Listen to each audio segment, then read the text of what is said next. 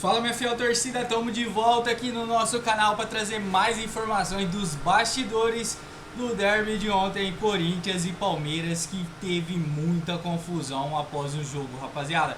Então vamos acompanhar aqui tudo que a mídia está repercutindo, juntamente com o jogo aberto, deixar os créditos totais ao canal, onde buscamos informações para trazer para vocês. Então já deixe seu likezão aí no nosso vídeo, e se você é novo por aqui, não se esqueça de se inscrever no canal, ativar o sininho de notificações para você ficar por dentro de todas as notícias que está rolando no mundo da bola.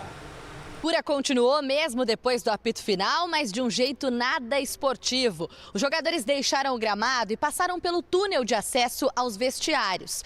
Daquele portão para dentro começou uma briga generalizada. E os clubes têm versões diferentes sobre o que aconteceu aqui. Na versão do Palmeiras, Luíde se dirigia para o exame antidoping quando Gabriel Paulista o teria provocado. Em nota, o Alviverde diz que o atacante foi agredido por um funcionário do Corinthians. O Timão também se manifestou. Segundo o texto alvinegro, Gabriel Paulista e Breno Bidon foram agredidos por seguranças do time visitante. Pelo que passaram foi empurra-empurra, imposição sobre imposição.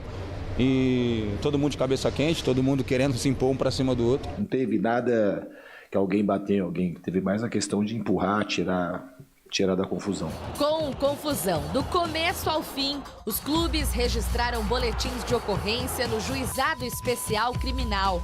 O caso vai ser levado ao Ministério Público e depois volta ao GCRIM. Em campo e fora, a loucura fez parte de mais um derby.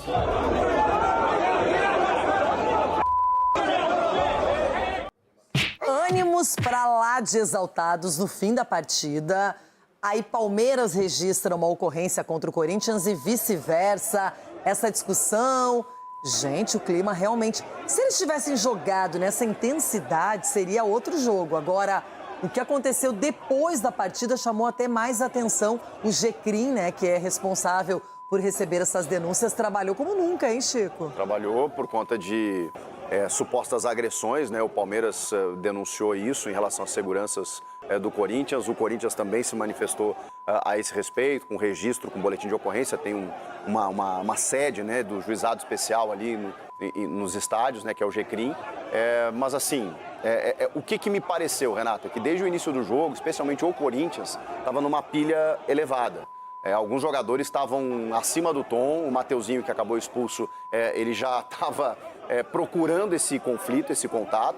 O Palmeiras estava até um pouquinho mais de sangue doce, como a gente fala lá no Sul, né, tentando ler um pouquinho o jogo, mas o Corinthians, até pela fase, pela visita dos torcedores nos últimos dias, pela chegada do Diniz, não estava querendo perder esse jogo de maneira nenhuma. Mas aí exagerou no tom, né? Exagerou no tom, tanto que perdeu 2 jogadores durante os 90. E aí isso acabou se refletindo no pós-jogo, o que a gente condena sempre, né?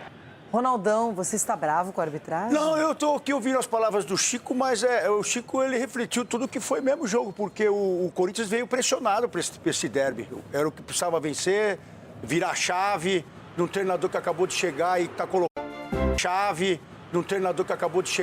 colocando sangue nos olhos da rapaziada. A gente viu isso aí, porque se o Corinthians não iguala na pegada, na força, com certeza teria uma derrota dentro de casa, porque é o time que o adversário tem um treinador longevo aí na história do futebol, já tem grandes jogadores, né? Está no topo da tabela, e para você enfrentar de igual para igual, você tem que colocar a força ali também. Eu acho que o Diniz colocou na medida certa a força, porque era o momento de você virar a chave dentro da sua casa. O Dorival teve a oportunidade dentro desse campeonato e não conseguiu. Tomou 2 do Coxa, ainda perdeu para o Inter dentro de casa, perdeu para equipes praticamente que quase não jogaram dentro de casa. E o Corinthians também não jogou. E o Diniz fez esse time ter sangue no olho. Teve alguns lances em que se excedeu, é lógico, porque o derby você... Pois eu quero falar da expulsão do André para começar a conversa, porque já tinha acontecido algo bem constrangedor no jogo contra o Fluminense com o Alan. Repercutiu, ele foi multado, ele pediu desculpas também através de rede social. E agora, outra vez, e a imagem é bem clara, não tem nem o que discutir. Porque eu sempre digo, Quando a imagem não deixa aquilo claro... Mas, gente, como é que faz um gesto desse, Edu? E o companheiro tinha feito há pouco tempo, há 2 rodadas, e foi repetido e expulso.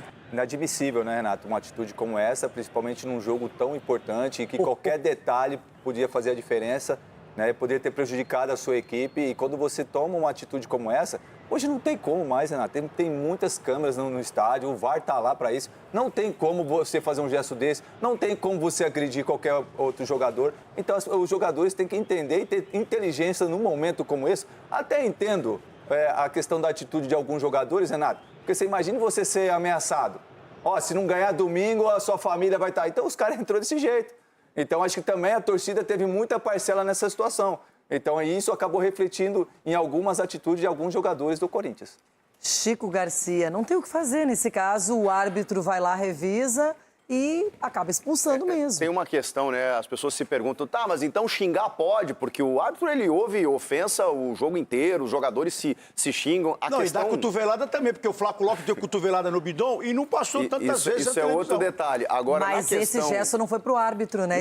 Esse gesto foi para um colega de trabalho. Gente, mas tá na regra. Você fazer isso contra o árbitro, contra o companheiro, pra arquibancada, o Abel Ferreira, aquela vez foi punido também. Por que o gesto obsceno, ele é passível da expulsão de uma forma muito mais flagrante? Porque ele é visual.